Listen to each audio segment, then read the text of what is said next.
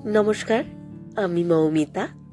আমার কবিতা পাঠ চ্যানেলে আমার সকল শ্রোতা বন্ধু এবং দর্শক বন্ধুকে আন্তরিক শুভকামনা জানিয়ে আজকের গল্প পাঠ শুরু করছি। আজ আমি আপনাদেরকে পড়ে শোনাব বিখ্যাত সাহিত্যিক শ্রী নরেন্দ্রনাথ মিত্রের লেখা একটি খুব চমৎকার ছোট গল্প। গল্পের নাম মিসেস রায়। শুনতে থাকুন আজকের গল্প মিসেস রায়।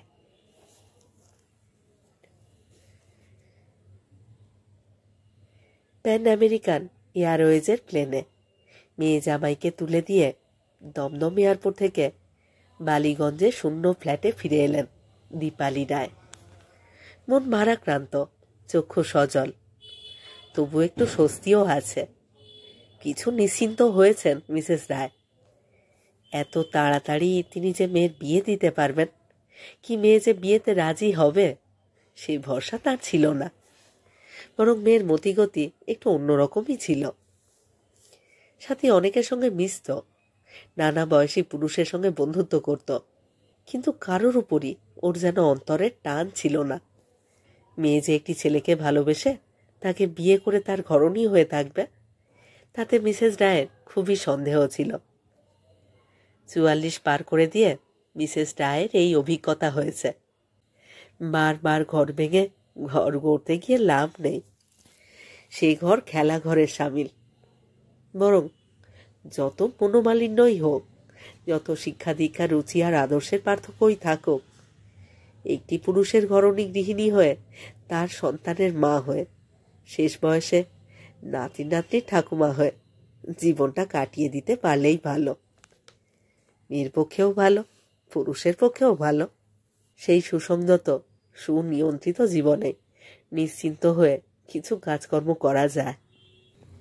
যারা শিল্পী তারা শিল্প সাধনা করেন, যারা বিজ্ঞানী তারা বিজ্ঞানের সাধনায় নিজেদের নিমগ্ন রাখেন, যারা রাজনীতিজ্ঞ তারা পরের জন্য কল্যাণ আর নিজের জন্য যশ প্রতিপত্তি লাভের চিন্তা করেন, যারা ব্যবসায়ী তারা ব্যাংক ব্যালেন্স বাড়ান, আর যারা সাধারণ গৃহস্থ তারা মন দিয়ে ঘর সংসার করেন, সন্তান পালন করেন, সন্তান মানুষ করেন। আর তাদের সেই সম্পূর্ণতার ভিতর দিয়ে এক একটি জীবন মৃত্যু শেষ হয়। শুধু পুরুষ নয়, মেয়েদের সম্বন্ধেও সেই কথাই। একটি সাধারণ পুরুষের ঘরণী হয়েও তার জীবন সার্থক হয় সেই ঘর যদি তারা দুজনে মিলে গড়ে তুলতে পারে। সেই ঘর একজন ভাঙতে গেলেও যদি আর একজন ভাঙতে না দেয়, হৃদয়ে চুরমার হয়ে ভেঙে পড়তে চাইলেও যদি ধৈর্যের বাঁধ কিছুতেই না ভাঙে। তবে মায়ের এই পুরনো জীবন দর্শনের কথা শুনতো আর তরুণী মেয়ে মিটমিট করে হাসত। সাথী বলতো, মা তুমি বড্ড সেকেলে হয়ে যাচ্ছ। আমি তো দিদিমাকে দেখিনি, কিন্তু এখন মনে হচ্ছে আমার মা একাই আমার দিদিমার অভাব পূর্ণ করছেন। 15 পড়তে না পড়তেই সাথী যে কখন তার সখী হয়ে উঠেছিল মিসেস রায় জানতেও পারেননি। কখনো ইচ্ছায় কখনো অনিচ্ছায় মেয়েকে তার বন্ধুর আসন ছেড়ে দিয়েছেন। 7 বছরের মধ্যে মেয়ে সেই আসন থেকে নামেনি। এবার তার বর তাকে নামিয়ে দিল। নিয়ে এদেশে আর রইল না, পাড়ি দিল আমেরিকায়। কলেজের চাকরি, কিন্তু মোটা গুরুদক্ষিণা। নিউ ইয়র্কে থাকবে। তারপর কোথায় যায় কিছু ঠিক নেই। যাওয়ার সময় সেই কান্নাকাটি, সেই চোখের জল, সে জলের সেই কালেকাল নেই। সাথী বলেছে, মা তুমিও চলো না, আমাকে ছেড়ে একা একা তুমি থাকতে পারবে না, চলো চলো আমাদের সঙ্গে। মিসেস রায় বলেছেন, তাই কি হয়?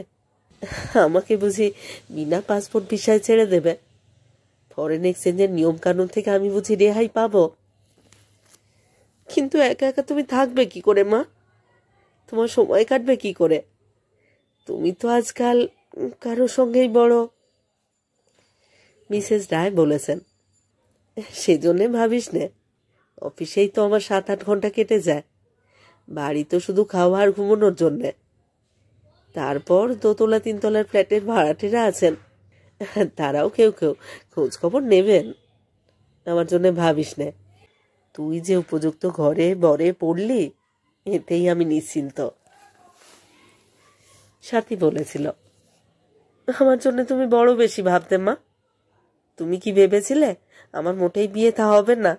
আমি এমনই ফেলনা, কেউ নেবে না আমাকে? না, তেমন আশঙ্কা হয়নি মিসেস রায়ের। তার মেয়ে দেখতে সুন্দর, ছিপছিপে গড়ন, গায়ের রং শ্যামলা হলেও মুখশ্রী মিষ্টি। সবাই বলে তার মুখের লম্বাটে ডৌল আর দুটি কালো সুন্দর চোখ সে মায়ের কাছ থেকেই পেয়েছে। শুধু রূপ নয়, গুণও আছে মেয়ে। ডিস্টিংশনে বিএ পাশ করেছে। দেশে থাকলে সরকারি অফিসেই চাকরি জুটে যেত। দু একজন বন্ধু ভরসাও দিয়েছিলেন। বিদেশে গিয়েও বসে থাকবার মতো মেয়ে সাথী নয়, কিছু না কিছু একটা করবে। তবু মেয়ের জন্য ভাবনা ছিল মিসেস রায়ের। যা একখানা রক্ষণশীল দেশ, এ দেশে স্বামীর ত্যাগিনী মহিলার মেয়েকে কেউ কি বিয়ে করতে চায়? সহায় সম্পদ বিত্ত প্রতিপত্তি থাকলে তবু না হয় কথা ছিল। সেদিক থেকেও বলবার মতো কিছু নেই মিসেস রায়ের। পিতৃকুলের কেউ নেই, স্বামীর কুল তো ছেড়েই এসেছেন, কিংবা আসতে বাধ্য হয়েছেন। মেয়েকে পাত্রস্থ করা তার পক্ষে কঠিন ছিল বইকি। তারপর চটুল চপলমতি বলে একটু দুর্নাম রটেছিল সাথীর। পাড়াটা বালিগঞ্জ হলে কি হবে? কত লোক যে বাগবাজারি মনোভাব নিয়ে এখানে বাস করে তার ঠিক নেই। শুধু আধুনিক আসবাবপত্র, রেফ্রিজারেটর আর ট্রানজিস্টার রেডিও ব্যবহার করলে কি মানুষ আধুনিক হয়? আড়ালে আবডালে অনেকেই বলা বলি করেছে, যেমন মা তেমনই তো মেয়ে হবে। শুনে মিসেস রায় দুঃখ পেয়েছেন। পাড়ার লোক তাকে কি ভাবে তার জানতে বাকি নেই। নারী পুরুষে বন্ধুত্ব থাকতে পারে, কি অন্য কোনো দরকারি সম্পর্ক তাদের মধ্যে থাকতে পারে, এই দেশের লোক তা বিশ্বাস করে না। অনাত্মীয় দুটি নারী পুরুষকে একসঙ্গে দেখলেই, পাশাপাশি কি মুখোমুখি বসে কথা বলতে দেখলেই এরা প্রণয়ী যুগল ছাড়া আর কিছু কল্পনা করতে পারে না। আর হোটেল, রেস্টুরেন্ট, থিয়েটার, সিনেমা থেকে বেরোতে দেখলে, কিংবা চলন্ত গাড়িতে পাশাপাশি বসে যেতে দেখলে আর তো কোনো কথাই নেই। এরা বুঝতে চায় না যে কোনো সঙ্গীকেই শয্যাসঙ্গী করা যায় না। মানুষের রুচি প্রবৃত্তি বলেও একটা বস্তু আছে। আশ্চর্য, অনেক পুরুষ বন্ধুও সেই কথা বুঝতে চান না। সাধারণ আলাপ পরিচয়ের পরে তারা দৈহিক ঘনিষ্ঠতার সুযোগ খোঁজেন। দাবি না মিটলে আর মুখ দেখেন না। বন্ধুত্ব তো যাই, শত্রুতা শুরু হয়। কিন্তু সেই অস্বস্তির দিনগুলি পার হয়ে এসেছেন মিসেস রায়। বয়স অনেকটা সাহায্য করেছে। সেই বয়স তার বুদ্ধি কি অনুভব শক্তিকে স্পর্শ করেনি, কিন্তু দেহকে স্থূল করে দিয়েছে। ডায়েটিংয়েও সেই মেদ হ্রাস হয়নি। ঘন কৃষ্ণ চুলের হ্রাসকে কাঁধ পর্যন্ত নামতে দিয়েছেন মিসেস রায়, আর চেয়ে বেশি প্রশ্রয় দেননি। অবশ্য শুধু শাসন নয়, যত্নও করেছেন। তার চুলের দিকে অনেকেই মুগ্ধ হয়ে তাকাত। এখন সেই চুল আস্তে আস্তে পাতলা হয়ে যাচ্ছে, রঙের সেই গাঢ়তা আর থাকছে না। সেলুনওয়ালারা বলে তারা ইচ্ছা করলে মিসেস রায়ের চুলের শোভা আগের মতোই বাড়িয়ে দিতে পারে। একটু কৃত্রিমতার সাহায্য নিতে হবে অবশ্য, তাতে ক্ষতি কি? কোনো এক বন্ধু মিসেস রায়কে ঠাট্টা করে বলেছেন, তাতে কি, তুমি চুল থেকে পায়ের নখ পর্যন্ত কৃত্রিম করতেই পারো, শুধু হৃদয়টুকু খাঁটি থাকলেই হলো। সেই হৃদয়ে এখন অন্য কথা বলছে মিসেস রায়ের। সে বলে, কি হবে আর সাজসজ্জায়, পোশাক আশাকে?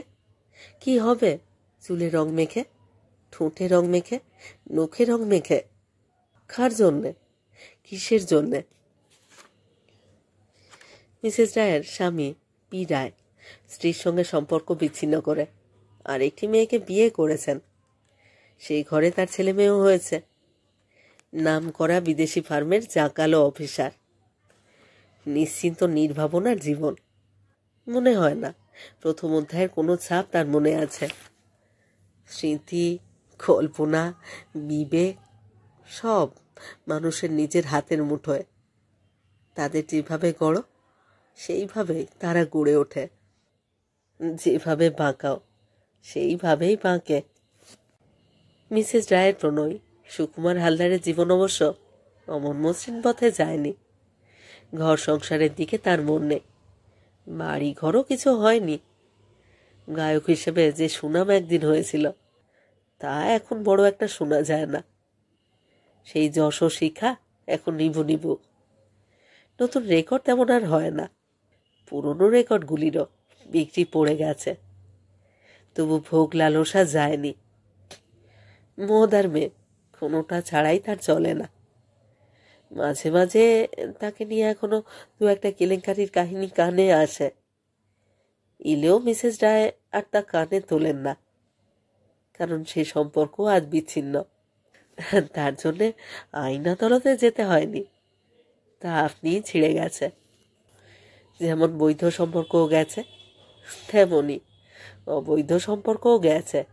এখন মিসেস রায় পুরোপুরি নিঃসম্পর্কিয়া, প্রায় নিঃসঙ্গ। অনেকের কিন্তু অন্যরকম ধারণা, অন্তত অনেকদিন পর্যন্ত তাই ছিল। তারা ভাবত মিসেস রায়ের একেবারে শিকল ছেঁড়া জীবন, তার পুরুষ বন্ধুর অভাব নেই, আর সব বন্ধুই প্রণয়ী। নিজের মেয়েও বোধহয় তাই ভাবত। তা যে নয়, সে কথা মেয়েকে বোঝাবার জন্যে অনেক কথা বলতে হয়েছে। যেসব কথা মা হয়ে মেয়েকে বলা যায় না, সেই কথাগুলিও বলেছেন। বলেছেন তার প্রথম জীবনের অশান্তির কথা, ভুল ভ্রান্তি, স্খলন পতনের কথা। মেয়ে সব শুনুক, তার অভিজ্ঞতা থেকে শিক্ষা পাক। কিন্তু শিক্ষা পাওয়া দূরে থাক, মেয়ে এসেই উড়িয়ে দিয়েছে। বলেছে, তোমার আসল দোষ কি জানো মা? তুমি বড় বোকা, তাই বাবাও তোমাকে ঠকালেন, আর সুকুমার বাবুও তোমাকে ঠকালেন। আমি কিন্তু তোমার মতো ঠকবো না মা, আমি না জিতে ছাড়বো না। কে জানে কোনটা হার কোনটা জিত। যদি পরিণাম নিয়ে বিচার করতে হয় তাহলে অবশ্য হেরেই গেছেন মিসেস রায়। অস্থায়ী সরকারি অফিসে অতি অস্থায়ী চাকরি, মাইনে এমন কিছু ভালো নয়, কোনো রকমে সব দিক ঢেকে ঢুকে রাখতে হয়। পুরনো বালিগঞ্জ পাড়ায় 2 রুমের একটি ফ্ল্যাটে বাস করেন মিসেস রায়। এমন কিছু ভালো ফ্ল্যাট নয়, সাজিয়ে গুছিয়ে রাখেন তাই ভালো দেখায়। হাল আমলের ভাড়া দিতে গেলে তার সাধ্যে কুলোতো না। পুরনো আমলের একজন বন্ধু ফ্ল্যাটটা তাকে দিয়ে গেছেন বলেই চালাতে পারছেন।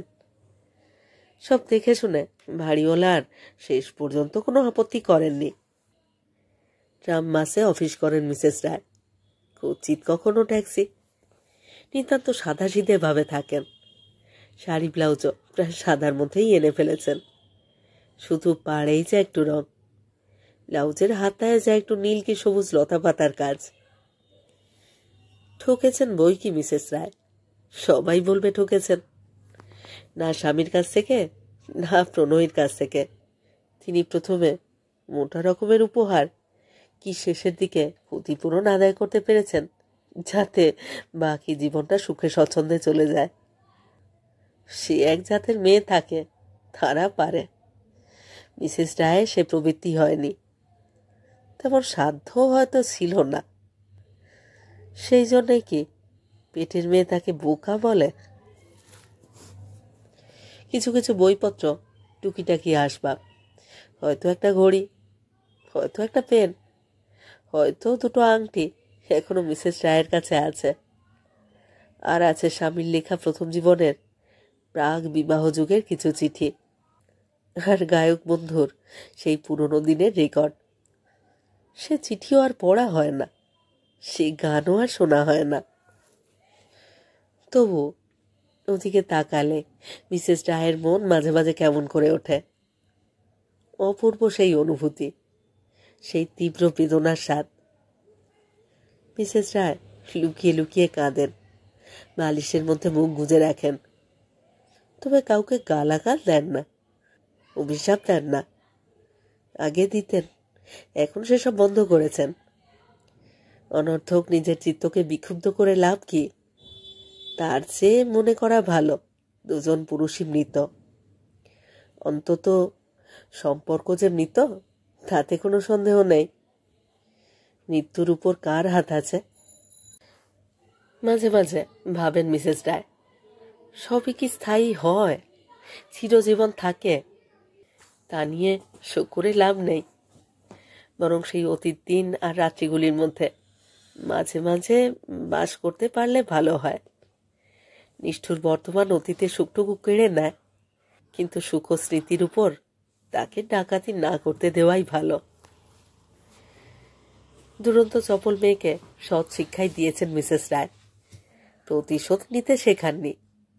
অন্যের উপর শোধ নিতে গিয়ে মানুষ শেষে যে নিজেকেই কষ্ট দেয়।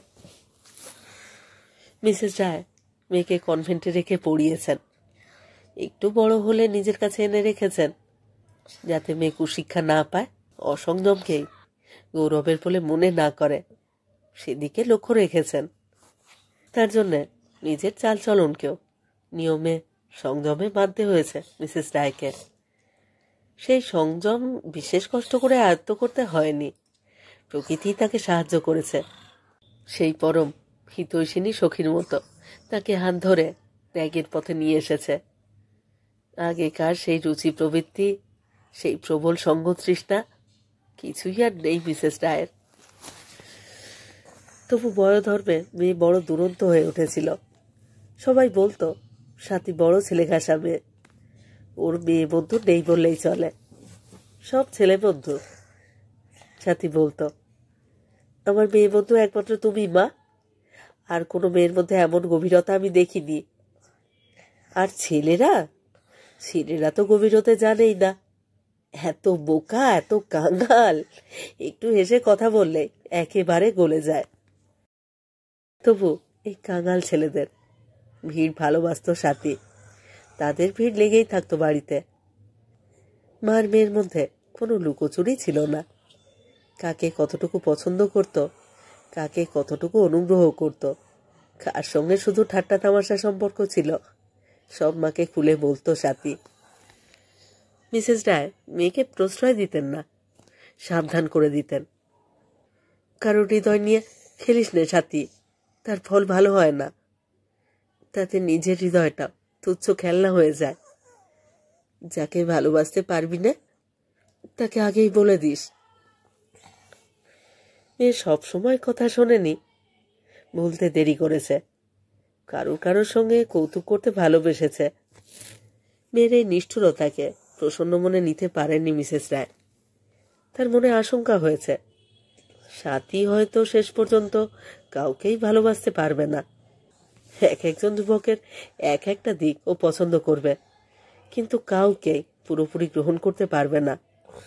কারোর রূপ, কারোর গুণ, কারোর স্মার্টনেস, কারোর গাম্ভীর্য, কারোর গাড়ি বাড়ি দায়িত্ববোধ, কারোর অবাধ নিরঙ্কুশ অরুণচণ্ডীগিরি। তবে এদের ভিতর থেকে স্বাতী যে সত্যি এত তাড়াতাড়ি কাউকে বেছে নিতে পারবে, এর উপরে মিসেস রায়ের সেই ভরসা ছিল না। কিন্তু দেখা গেল মেয়ের পছন্দ আছে। বিদ্বান গুরুগম্ভীর স্বভাবের ছেলেকেই পছন্দ করেছে স্বাতী। সবচেয়ে আশ্চর্য, তার মনোনীতা হয়েছে। অজয়ের বাবা বিত্তবান অ্যাটর্নি। এ বিয়েতে তার যে খুব সায় ছিল তা নয়, কিন্তু তিনি বাধাও দেননি। জানতেন বাধা দিয়ে কিছু করা যাবে না। ট্রেনে উঠবার আগেও মেয়ে বলেছে, মা তোমার খুব কষ্ট হবে, একা একা তুমি থাকবে কি করে। তার আগে অনেকবার অনেকভাবে বলেছে, মা তোমার যদি ইচ্ছে হয় ফের বিয়ে করো, আমি কিছু মনে করব না। আর কারোর মনে করা না করায় আমাদের তো কিছু এসে যাবে না মা। মিসেস রায় কখনো মেয়েকে কড়া ধমক দিয়েছেন, কখনো বা সস্নেহে বলেছেন, পাগলি, হতভাগী কোথাকার। কিন্তু মেয়ের মুখে কোনো কথা আটকায়নি। সাথী বলেছে, না না, সেই পুরুষ দেখে বিয়ের কথা বলছি না মা, সে বিয়ে তো তোমার একবার হয়েছিল। রেজিস্ট্রি অফিসে যেতে যদি না চাও, নাই বা গেলে, মিসেস রায় বলেছেন। তবে সাথী মুখ ফিরিয়ে নিয়ে বলেছে, তোমার মন যা চায় তাই করো। মিসেস রায় বলেছেন, হতভাগী কোথাকার। মেয়ে তো জানে না মায়ের সেই বয়স আর নেই। আর স্বস্তির কথা, বয়স যাওয়ার আগেই সেই মন চলে গেছে। মেয়ে তার নিজের বয়সের আগ্রহ আকাঙ্ক্ষা দিয়েই মাকে বুঝতে চায়। ও তো জানে না মানুষ যখন এক বয়স থেকে আর এক বয়সে চলে যায়, সে তখন এক দেহ ছেড়ে যেন আর এক দেহকে আশ্রয় করে। সে এক জন্মান্তরের মতো। এক জন্মের রুচি প্রবৃত্তি কামনা বাসনা সে কি আর অন্য জন্মে বয়ে নিয়ে যায়? মেয়ে অবশ্য গভীর মমতা থেকে ওসব কথা বলেছে। তার সঙ্গে দুষ্টুমি করেনি, তাকে আঘাত দিতেও চায়নি। তার নিঃসঙ্গতা সাথীকে নিশ্চয়ই ভাবিয়ে তুলেছিল। নিঃসঙ্গ হয়ে পড়বেন বই কি মিসেস রায়, সে কথা তিনি ভালো করেই জানেন। আজ তার কোনো আত্মীয় নেই, কোনো বন্ধু নেই। ওই মেয়েই ছিল সম্বল। বিয়ের 15 দিনের মধ্যেই সে চলল স্বামীর সঙ্গে 7 সমুদ্র 13 নদীর পারে। অজয়ের আর বেশি ছুটি ছিল না, দেরি করা সম্ভব ছিল না তার পক্ষে। বাড়িছি যশোদা 1 কাপ চা রেখে গেছে। ছোট টিপয়টির উপরে চায়ের কাপ আস্তে আস্তে জুড়োতে লাগলো। তবু কাপটি তিনি হাত দিয়ে কাছে টেনে নিলেন না। সোফায় ঠেস দিয়ে বসে মিসেস রায় এক বিষণ্ণ চিন্তার সমুদ্রে ভেসে যেতে লাগলেন। তার কাছে এখন আর কেউ আসে না। সমবয়সী বন্ধু তার এখন কেউ আর নেই। অফিসে যে কজন সহকর্মী আছেন তারা নিতান্তই সহকর্মী। তাদের কাছে মনের কথার আদান প্রদান কখনোই মিসেস রায়ের হয় না। তিনি যেচে কারোর কাছে যান না, তারাও কেউ আসেন না। তার সমবয়স্ক পুরুষ বন্ধুরা এখন ঘর সংসার গুছোতে ব্যস্ত। কেউ কেউ বাড়ি করেছে, কেউ গাড়ি করেছে। মেয়েদের দিকে যাদের একটু টান আছে তারা মিসেস রায়ের মতো প্রৌঢ়া মহিলার কাছে আসেন না। সাথীর বয়সী মেয়েদের সঙ্গেই ঘনিষ্ঠতা করতে চান। এই কথা মিসেস রায় ভালো করেই জানেন। শেষের দিকে যে 2-3 জন ভদ্রলোক তার বাড়িতে যাতায়াত করতেন, তারা যে কার জন্যে আসতেন তা কি আর তিনি জানেন না? মাঝে মাঝে নিজের মেয়ের উপরই হিংসা হতো, ঈর্ষা হতো, কিন্তু মুখে কিছু বলতেন না মিসেস রায়। বলে লাভ কি?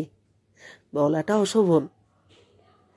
মেয়ে ছিল একই দেহে পরম সঙ্গিনী আর পরম প্রতিদ্বন্দ্বিনী। সে তার জায়গা খালি করে দিয়ে চলে গেছে, কিন্তু সেই সঙ্গে সব শূন্য করেও চলে গেছে সে। কত চিঠি, কত ফোন, কোনো দিন ঘন্টায় ঘন্টায় ফোন আসতো। সাথী আছে? হ্যালো সাথী, ওকে একটু ডেকে দিন না। ইদানিং মিসেস রায়ের নিজের ফোন আসা প্রায় বন্ধ হয়ে গিয়েছিল। শুধু সাথীরই ফোন আসতো। ফোন রাখাটা মিসেস রায়ের পক্ষে এক পরম বিলাসিতা। তার আগে এই ফ্ল্যাটে যিনি বাসিন্দা ছিলেন তিনি রেখে গেছেন। কলকাতার বাইরে চলে গেছেন তিনি। মিসেস রায় ভেবেছিলেন ফোনটা তুলে দেবেন। বড্ড খরচের ব্যাপার, কিন্তু মেয়ে তার হাত টেনে ধরেছে। বলেছে, মা, টিউশন করে টাকা তুলে দেব তোমাকে, ফোনের বিলটা আমি মেটাবো। একটা টেলিফোন না রাখলে কি চলে? মিসেস রায় নিজের মনেই একটু হাসলেন। সাথীর চলতো না, কিন্তু তার বেশ চলে যাবে। ফোন রাখবার আর কোনো মানেই হয় না। কে আর মিসেস রায়কে ডাকবে? কেউ আর মিসেস রায়কে ডাকবে না। সাড়া দেওয়ার জন্যে তাকে ছুটে যেতে হবে না ফোনের কাছে। কাউকে ডাকতে পারেন এমন স্বজন বন্ধু মিসেস রায়ের আর কেই বা আছে? 2-1 জনকে ডেকে দেখেছেন। কথাবার্তা যা হয় নিতান্তই ফরমাল। তাতে মোট ভরে না, শুধু বিরক্তি আসে। মনে হয় শুধু পয়সাটাই জলে গেল। তাছাড়া ফোন করলে ভদ্রতা করে কেউ যে পাল্টা ফোন করবেন তাও করেন না। পয়সা খরচ করে শুকনো গলা শুনবার জন্যে মিসেস রায়েরই বা এমন কি দায় পড়েছে? নীরব রবাব, ভানি মুরজ মুরলি, আর সেই সঙ্গে টেলিফোনও। মিসেস রায় এখন বইপত্র পড়ে সময় কাটাবেন, টবে ফুলের চাষ করবেন, আর বসে বসে নিজের নিঃসঙ্গতাকে উপভোগ করবেন। কিন্তু যেচে কারো সঙ্গ কামনা করতে যাবেন না। প্রীতি হোক, সখ্যই হোক, স্নেহই হোক, সে পাওয়া যায় না।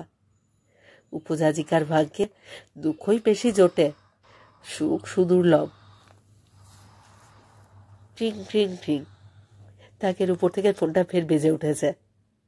এত রাত্রে কে আবার ডাকাডাকি করছে? বিরক্ত হয়ে উঠে দাঁড়ালেন মিসেস রায়। নিশ্চয় স্বাতীর ফোন। কিন্তু লোকটি কি জানে না তারা চলে গেছে? এগিয়ে এসে ফোন ধরলেন মিসেস রায়। হ্যালো স্বাতী, তুমি যাওনি? তোমাদের যাওয়া কি পিছিয়ে গেল? মিসেস রায় এক মুহূর্ত স্তব্ধ হয়ে রইলেন। তার গলার সঙ্গে স্বাতীর গলার খুব মিল আছে। এমন ভুল স্বাতীর অনেক বন্ধুই করেছে। তাই ফোন ধরে মিসেস রায় নিজের পরিচয় দিয়ে বলেন, আমি মিসেস রায় কথা বলছি। না হয় বলেন, আমি স্বাতীর মা বলছি। যা মেয়ে শুনবার কথা তা পাছে মিসেস রায় শুনে ফেলেন, তাই আগে থেকেই তিনি সাবধান হন, আহ্বানকারীকে সাবধান করে দেন।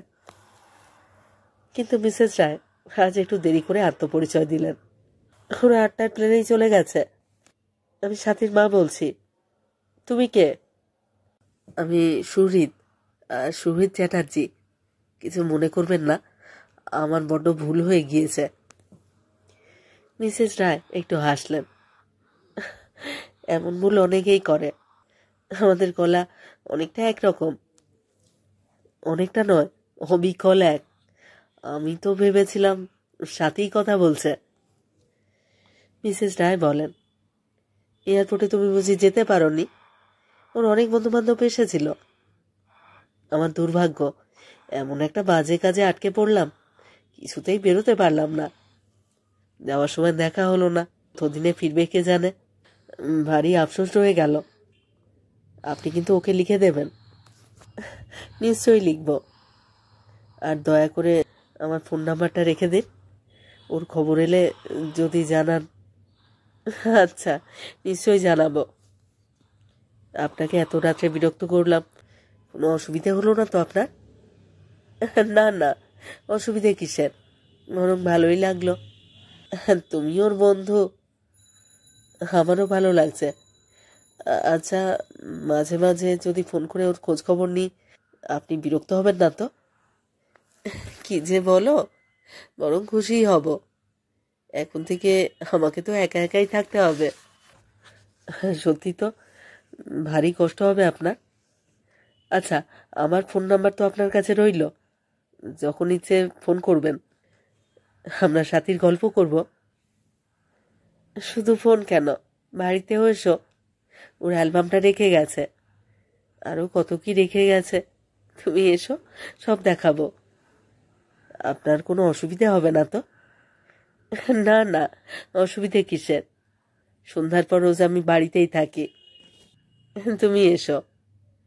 অফিস থেকে এসে কোথাও আর বেরোই না। শিগগিরই এসো একদিন, কেমন? আচ্ছা, আসবো। রাখি, রাখছি তাহলে।